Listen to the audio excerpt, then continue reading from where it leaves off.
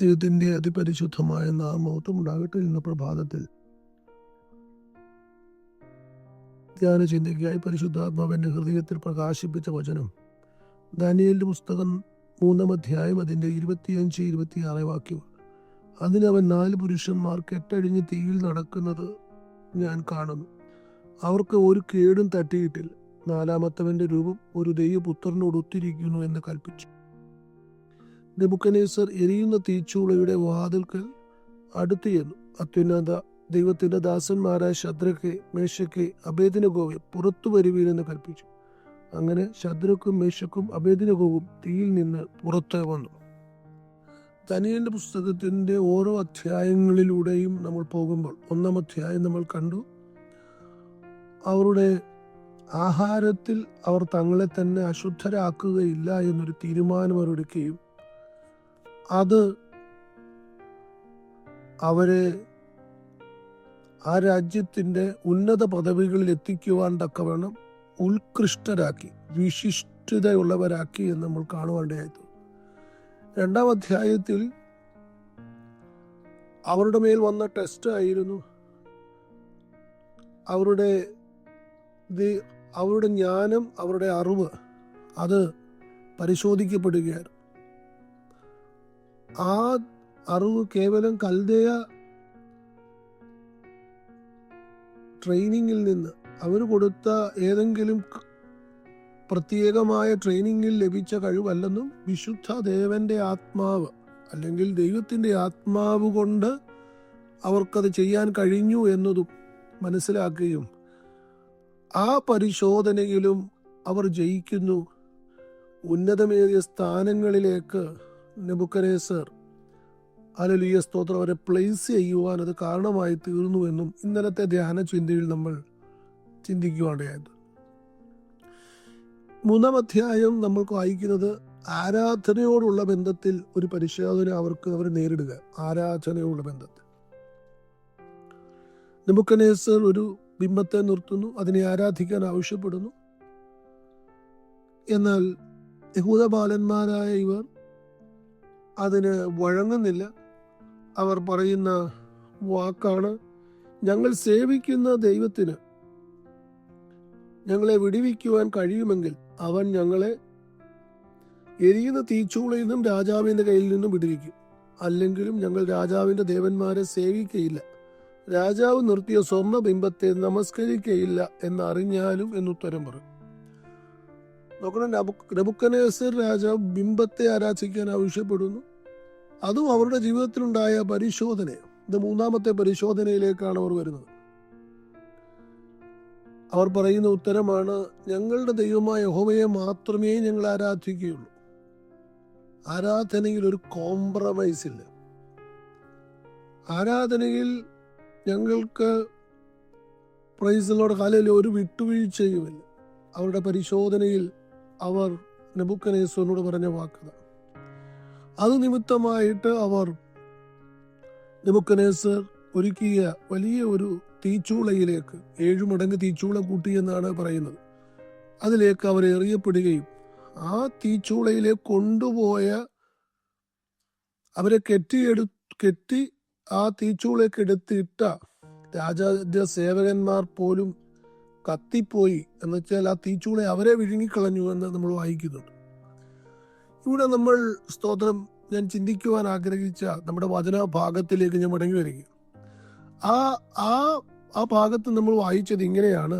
സ്തോത്രം, നെബൂഖദ്നേസർ ഈ തീയിലേക്ക് നോക്കുമ്പോൾ 4 പുരുഷന്മാർ ആ തീയിൽ കെട്ടഴിഞ്ഞ് നടക്കുന്നു. ഇത് കണ്ടപ്പോൾ നെബൂഖദ്നേസർ പറയുകയാണ്, നമ്മൾ 3 പേരെയല്ല ഇട്ടത്, 4 പേർ എങ്ങനെ വന്നു എന്ന് ചോദിക്കുന്നു. ദൈവമക്കളെ സ്തോത്രം, 1-ാമത്തെ ചിന്ത സ്തോത്രം, പലപ്പോഴും നമ്മൾ പ്രതികൂലങ്ങളിൽ പ്രശ്നങ്ങളിൽ പോകുമ്പോൾ അല്ലെങ്കിൽ ദൈവീയ കാര്യങ്ങൾക്ക് വേണ്ടി ഉറച്ചു നിൽക്കുമ്പോൾ നമുക്കെതിരെ പ്രശ്നങ്ങൾ വരും. അതെല്ലായിടത്തുമുള്ളതാണ്. Praise the Lord. നിങ്ങൾ നോക്കണം, നെഹമ്യാവ് പേർഷ്യൻ രാജധാനിയിൽ പാനപാത്രവാഹനായി സുഖത്തിൽ ജീവിച്ചിരിക്കുന്ന കാലത്ത് അവനെതിരെ ഒരു എതിരാളിയുമില്ല, ഒരു പ്രശ്നവുമില്ല. പക്ഷേ താൻ മതിൽ പണിയുവാൻ വേണ്ടി ആഗ്രഹിച്ച് രാജാവിൻ്റെ കയ്യിൽ നിന്ന് എഴുത്തു വാങ്ങിച്ച് മുൻപോട്ട് ഇറങ്ങിത്തിരിക്കുമ്പോൾ താൻ നേരിട്ട പ്രശ്നങ്ങളെക്കുറിച്ച് നെഹമ്യാവിൻ്റെ പുസ്തകത്തിൽ വായിക്കുമ്പോൾ ഗ്രഹിക്കാം. അതൊന്നും ഇവിടെ വിശദീകരിക്കുവാൻ ആഗ്രഹിക്കുന്നില്ല. Price the Lord. അപ്പോൾ ദൈവീയ കാര്യങ്ങൾക്ക് വേണ്ടി ഇറങ്ങിത്തിരിക്കുമ്പോൾ നമ്മുടെ ജീവിതത്തിൽ അനേക പ്രശ്നങ്ങൾ നമ്മൾ നേരിടേണ്ടി വരും. പക്ഷേ അവിടെ നമ്മൾ ഉറച്ചു നിൽക്കുക എന്നുള്ളത്. രണ്ടാമത്തെ മേഖല എന്നുള്ളത്, സ്തോത്രം, നമ്മൾ മനസ്സിലാക്കേണ്ടത് പ്രതിസന്ധികൾ പലപ്പോഴും ദൈവം അനുവദിക്കുന്നു എന്നുള്ളത്. സ്തോത്രം, ഹല്ലേലൂയ. നോക്കണം, ഇവിടെ വേണമായിരുന്നെങ്കിൽ ഈ തീരുമാനം അവരെടുത്ത സമയത്ത് തന്നെ ഈ തീച്ചൂളയെ മാറ്റാൻ പ്രൈസ് ദി ലോർഡ് ദൈവത്തിന് കഴിയുകയില്ലായിരുന്നു. കഴിയും. പക്ഷെ തീച്ചൂള മാറ്റപ്പെടുന്നില്ല. തീച്ചൂള മാറ്റാതെ തന്നെ ആ തീച്ചൂളയിലേക്ക് അവരെ ഇറക്കി വിടുകയാണ്. നമ്മൾ നോക്കണം, ഇസ്രായേൽ മക്കൾ മിസ്രൈമിൽ നിന്ന് പുറപ്പെട്ടു വരുമ്പോൾ ഒന്ന് ബറവോനെ മാറ്റിയിട്ടല്ല അവരെ പുറപ്പെടുവിച്ചത്. ബറവോൻ അവിടെ നിൽക്കുമ്പോൾ തന്നെ ചെങ്കടൽ അവിടെ നിർത്തിക്കൊണ്ട് തന്നെയാണ് ചെങ്കടലിൽ കൂടെ അവരെ അപ്പുറത്ത് കിടത്തിയത്. ചെങ്കടൽ മാറ്റിക്കളഞ്ഞില്ല. നമുക്കറിയാം, ഫെലിസ്ത്യന്റെ സ്ഥലത്തൂടെ ഒക്കെ വേണമെങ്കിൽ അപ്പുറത്തൂടെ ഒക്കെ പോകാമായിരുന്നു. അതുവഴിയല്ല, ചെങ്കടലിൽ കൂടെ തന്നെ കൊണ്ടുവന്നു. മരുഭൂമി മാറ്റിക്കളഞ്ഞല്ല, ആ മരുഭൂമിയിലൂടെ തന്നെ അവരെ കൊണ്ടുപോയി. Praise the Lord, hallelujah. എരിഹോ മാറ്റിയില്ല. ആ എരിഹോവിലൂടെ, സ്തോത്രം, എരിഹോ മതിലവിടെ നിർത്തി അവരെ അവിടെ കൊണ്ടുചെന്നു. സ്തോത്രം. പക്ഷെ ആ എരിഹോ മതിൽ അവരുടെ മുമ്പിൽ നിന്ന് തകരുന്നത് അവർ കണ്ടു. Price the Lord.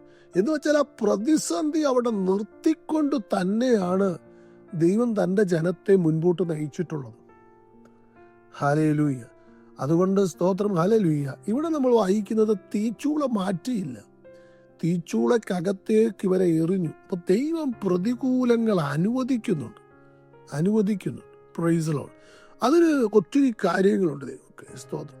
മറ്റൊരു ഭാഗത്ത് നമ്മൾ കാണുന്നത്, സ്തോത്രം, അടുത്ത ചില അധ്യായങ്ങളിൽ നമ്മൾ കാണുന്നുണ്ട്. ആ ഭാഗങ്ങളിലേക്ക് വരും. സ്തോത്രം. ദാനിയേല് സിംഹക്കുഴിയിലേക്ക് വീഴപ്പെടുന്നുണ്ട്. സ്തോത്രം. സിംഹക്കുഴി മാറ്റിയില്ല, ദാനിയേല് സിംഹക്കുഴിക്കകത്തിട്ടു എന്നുള്ളതാണ്. അപ്പൊ പ്രതികൂലത്തിന്റെ അകത്തേക്ക് ഇടുവാൻ ദൈവം അനുവദിക്കുന്നു. പക്ഷെ ഒരു കാര്യം യാഥാർത്ഥ്യമാണ് ഇവിടെ. സ്തോത്രം. മൂന്നാമത്തെ ചിന്ത, സ്തോത്രം, അവിടെ നമ്മൾ കാണുന്നത് ഇങ്ങനെയാണ്. നാലാമതായ ഒരുവനെ നെബൂഖദ്നേസർ കണ്ടു. നെബൂഖദ്നേസർ പറയുകയാണ്, നാലാമത്തവന്റെ രൂപം ഒരു ദൈവപുത്രനോട് ഒത്തിരിക്കുന്നു. നോക്കണം, തീച്ചൂള മാറിയില്ല. നാലാമതാവൻ ഒരുവൻ, ഹല്ലേലൂയ, സ്തോത്രം, ദൈവപുത്രനോട് സദൃശ്യനായ ഒരുവൻ ആ തീച്ചൂളക്കകത്തേക്ക് ഇറങ്ങി നിൽക്കുന്നു എന്നുള്ളതാണ് നമ്മൾ അറിയേണ്ടത്. സ്തോത്രം. പ്രതികൂലം അനുവദിക്കുന്നു എന്നുള്ളത് യാഥാർത്ഥ്യമാണ്. പക്ഷെ ആ പ്രതികൂലത്തിൻ്റെ അകത്തേക്ക് തൻ്റെ ഭക്തന്മാരോട് ചേർന്ന്, പ്രൈസ് ദി ലോർഡ്, കർത്താവ് നിൽക്കുന്നു എന്നുള്ളതാണ്, സ്തോത്രം, ശ്രേഷ്ഠമേറിയ കാര്യം. Price the Lord. മത്തായി സുവിശേഷം 28-ാം അധ്യായം അതിൻ്റെ 20-ാമത്തെ വാക്യത്തിൽ കർത്താവ് തന്റെ ശിഷ്യന്മാരോട് പറയുന്നൊരു കാര്യമുണ്ട്. സ്തോത്രം. നിങ്ങൾ പുറപ്പെട്ട് പിതാവിൻ്റെയും പുത്രൻ്റെയും പരിശുദ്ധാത്മാവിന്റെ നാമത്തിൽ സ്നാനം കഴിപ്പിച്ചു ഞാൻ നിങ്ങളോട് കൽപ്പിച്ചു വെക്കുകയും പ്രമാണിപ്പാൻ തക്കവണ്ണം ഉപദേശിച്ചുകൊണ്ട് സകല ജാതികളെ ശിഷ്യരാക്കിക്കൊള്ളുവിൻ. ഒരു വലിയ ദൗത്യം അവരെ ഏൽപ്പിക്കുന്നത്. Price the Lord. നിങ്ങൾ പുറപ്പെട്ടു പോ.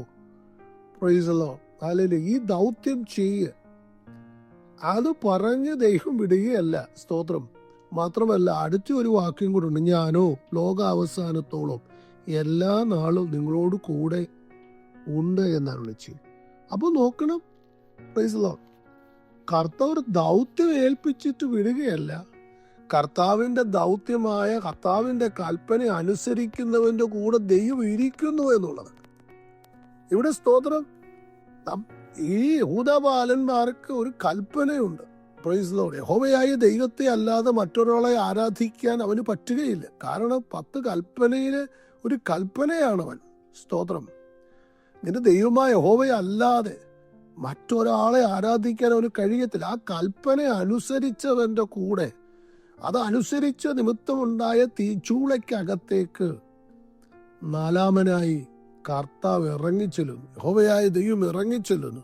ഇറങ്ങി അവിടെ നിൽക്കുന്നത്, ഹല്ലേലൂയ, സ്തോത്രം, നോക്കണം, ഈ നെബൂഖദ്നേസർ കാണുക. ദൈവമക്കളെ സ്തോത്രം, പ്രതികൂലം മാറുകയല്ല, അത് നിർത്തിക്കൊണ്ട് തന്നെ ദൈവം സ്തോത്രം അതിലേക്ക് ഇറങ്ങി ചെല്ലുക. അടുത്ത ഒരു ചിന്ത ഇതിനോട് ചേർന്ന് പറവാൻ ആഗ്രഹിക്കുന്നത് ഇങ്ങനെ: ഒരു കേടും അവർക്ക് തട്ടിയില്ല. നോക്കണം, ഈ തീച്ചൂള ഒരു കേടും അവരെ വരുത്തിയില്ല. Price Lord, hallelujah. അവിടെ നമ്മൾ 27 വാക്യം വായിക്കുമ്പോൾ സ്തോത്രം, അവരുടെ തലമുടി കരിയാതെയും അവരുടെ ദേഹത്തിന് തീ പിടിക്കാതെയും കാൽച്ചട്ടയ്ക്ക് കേടുപറ്റാതെയും അവർക്ക് തീയുടെ മണം പോലും തട്ടാതെയും ഇരിക്കുന്നുണ്ട്. ഒരു കേടും, ഈ തീയുടെ ഒരു മണം പോലും അവർക്ക് പറ്റിയില്ല. സ്തോത്രം. നോക്കണം ദൈവമക്കളെ സ്തോത്രം, പ്രതിസന്ധിയിലേക്ക് ഇറങ്ങി വരും ദൈവം. ഒന്നാമതായിട്ട് പ്രതികൂലം ദൈവം അനുവദിക്കുന്നുണ്ട്. ഹല്ലേലൂയ. രണ്ടാമത് പ്രതികൂലം അനുവദിക്കും ദൈവം തന്നെ പ്രതികൂലത്തിന്റെ നടുവിലേക്ക് ഇറങ്ങി വരുന്നുണ്ട്. മൂന്നാമതായിട്ട് ആ പ്രതികൂലം ഒരു മണം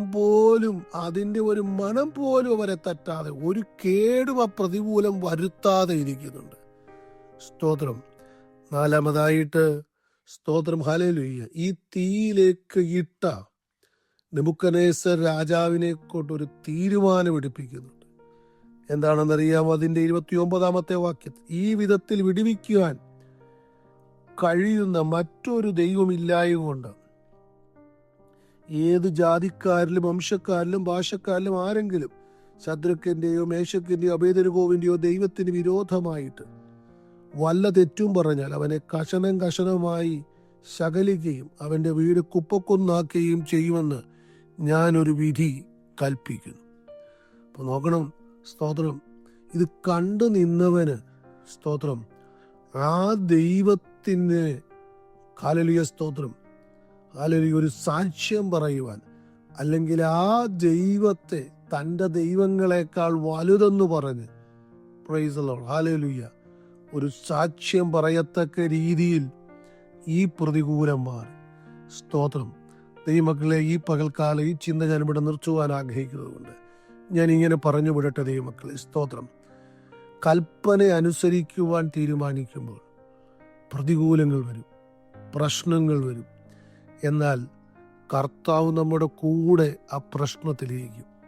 ഹല്ലേലൂയ. മൂന്നാമതായിട്ട് ആ പ്രശ്നം പ്രൈസ് ദി ലോർഡ് നമുക്കൊരു കേടും വരുത്തുകയില്ല.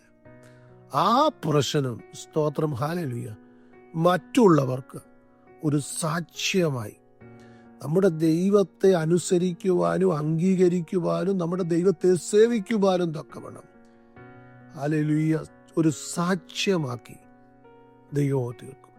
അതുകൊണ്ട് ഇന്ന് പകൽക്കാലം ഹല്ലേലൂയ, ഹല്ലേലൂയ, ഈ തീ നമ്മളെ നശിപ്പിക്കുകയും. നോക്കണം, നമ്മൾ സ്തോത്രം മോശ കണ്ട മുൾപ്പടർപ്പിനെ കുറിച്ച് പറയുന്നതും അങ്ങനെയാണ്. എക്സോഡസ് 3:2 സ്തോത്രം, മോശ ഒരു മുൾപ്പടർപ്പ് കാണുന്നു, തീ ആ മുൾപ്പടർപ്പിൽ അതിനെ കത്തിച്ചു കളയുവാൻ നോക്കുന്നു, പക്ഷേ അത് കത്തിപ്പോകുന്നില്ല.